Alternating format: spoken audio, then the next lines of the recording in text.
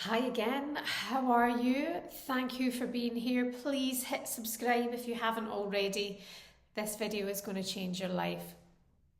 Well, by the way, Ballon d'Or is like on my bucket list of ceremonies I have to go to at some point in my life. Please, if we could make that happen. I was all eyes on this tonight because of the nominees. I was really excited to see who was going to come in as the women's best, the Ballon d'Or winner once again. I remember just clear as day last year when Alexia Putellas strolled up and collected her Ballon d'Or looking like a Bond babe. And then she's gone and done it again, 2 in a row.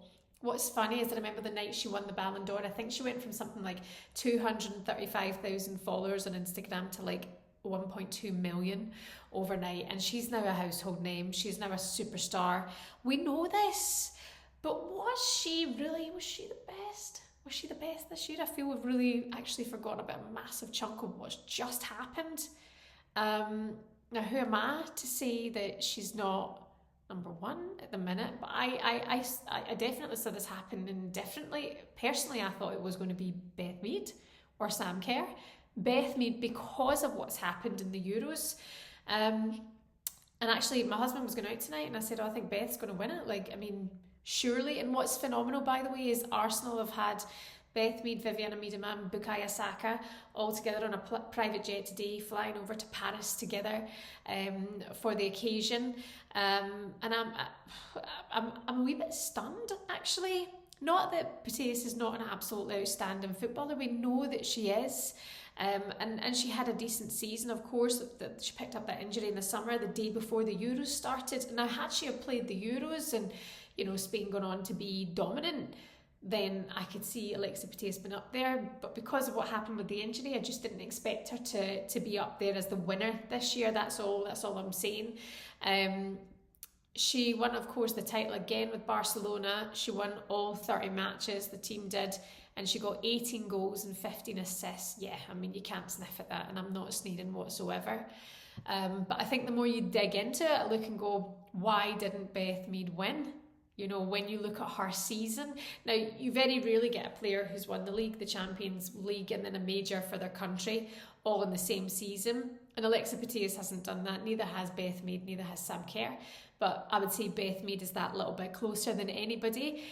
Reason being, Arsenal finished a point behind Chelsea this season in just the summer there in the WSL, and it went down to the final day, and Beth Mead had been dominant all season, as had Sam Kerr at Chelsea, just providing goals and assists all season.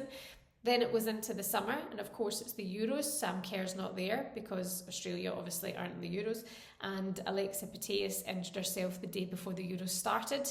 And Beth Mead just had a shining Euros. I didn't know how confident one person could be in front of goal, and Beth Mead's just oozing confidence just now. Beth Mead is well and truly on fire, so I thought, that's it, she's got it in the bag tonight. Just so you know, in the season just gone there, Beth Mead scored 11 league goals and registered 8 assists. And also in the Euros, 6 goals and 5 assists. She got player of the tournament and won the golden boot of the tournament as well. And Sam Kerr, I mean, what a season. Sam Kerr last season just didn't ever let Chelsea waver, and when you thought maybe they were going to, she was there just to bury it and make sure that they would take all 3 points. I remember watching, I think it was the Villa game actually, where they held them off to 0-0 until about 92 minutes, then boom, Sam Kerr's up there just to take it all home. But 20 goals in 20 games, Sam Kerr, for Chelsea last season.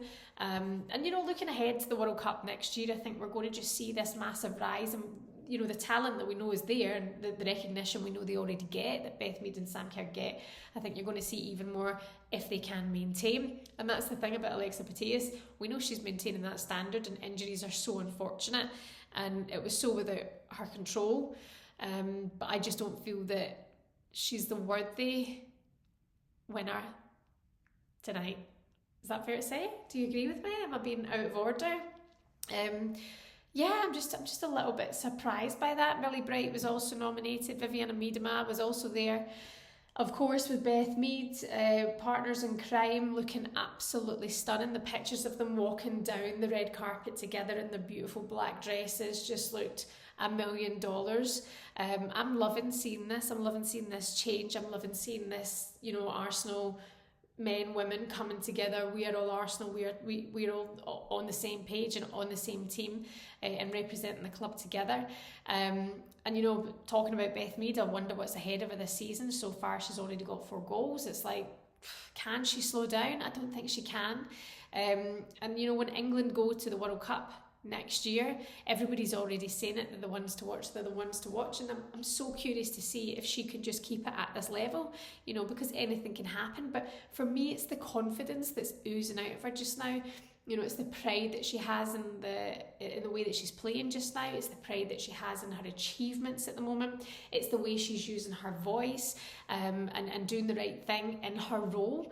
There's so many elements of Beth Mead at the moment I think are just, it's so hard to just knock her, and I really, really love to see that. So many other players up there as well. You had Pop, you had Oberdorf, you had Ada Hegerberg, who has of course won it before. What an absolute beautiful woman she is. Is she not just like drop dead gorgeous? And when I was going through the list tonight, I was like, well, Ada Hegerberg can't win it because of what happened at the Euros, of course, to Norway. I mean, nobody could see that coming. I remember going into the Euros and thinking, well, Ada Hegerberg, she's back, she's fit, she's just won the Champions League for Lyon, she comes back from her injury for the Champions League final, scores 2 goals, coming up for Norway. You've got Euro writing in there, so many brilliant players, perhaps Norway were the dark horses of the tournament, and then they just get absolutely battered by Beth Mead in England. So of course she wasn't a favourite going into this at all tonight, but I'm a little bit surprised, I'm a little bit disappointed. Probably should have looked this up before, but how does it work, the Ballon d'Or?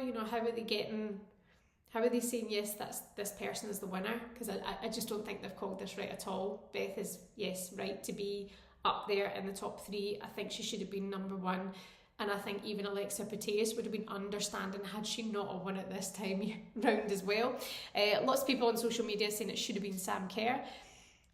Again, I think another year, and World Cup's going to be held in Australia, New Zealand. Sam Kerr is going to be the face, the poster of the tournament in our home country as well. I think there's no way that we don't see Sam Kerr next year, possibly if she can stay fit and do bits for Australia and for Chelsea. That you won't see her picking up this award at some point. But for me, I'm dubious. I don't want to be a complete cow because I'm obsessed with Alexia Putellas. But for me, the winner, it should have been Beth Mead. Let me know your thoughts in the comments, and if you haven't already, subscribe. Ta-da!